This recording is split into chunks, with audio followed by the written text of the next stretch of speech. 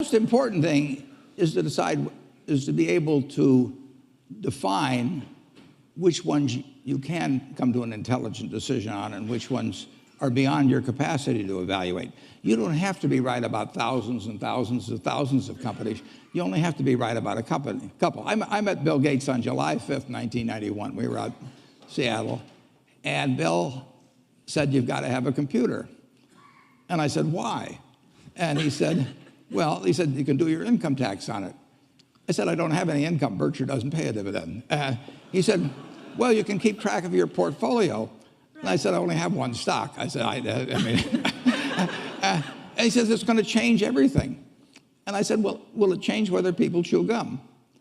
And he said, "Well, probably not." And I said, "Well, will it change what kind of gum they chew?" And not. And I said, "Well, then I'll stick to chewing gum and you stick to computers." I don't have to understand all kinds of business. There's all kinds of business I don't understand, but there's thousands of opportunities there. I did understand the Bank of America, and I'll be able. I'm able to do that.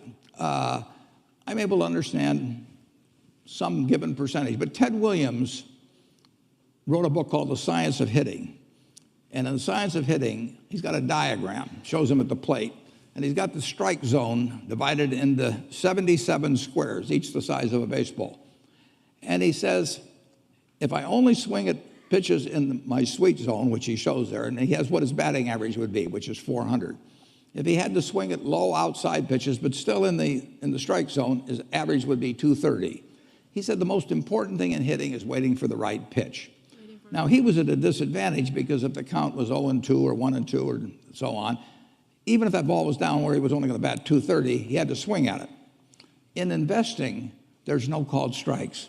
People can throw Microsoft at me and you name it, any stock, General Motors, and I don't have to swing. And nobody's going to call me out on called strikes. I only get a strike called if I swing at a pitch and miss. So I can wait there and look at thousands of companies day after day, and only when I see something I understand and when I like the price at which it's selling, then if I swing, if I hit it, fine. If I miss it, it's a strike. But it's an enormously advantageous game.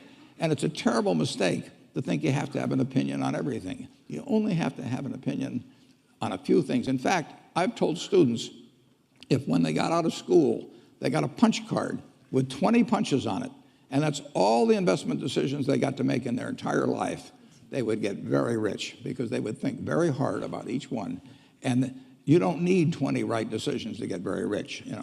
4 or 5 will probably do it over time. So I don't worry too much about the things I don't understand. If you understand some of these businesses that are coming along and can spot things on, if you can spot on Amazon, for example, it's a tremendous accomplishment what Jeff Bezos has done.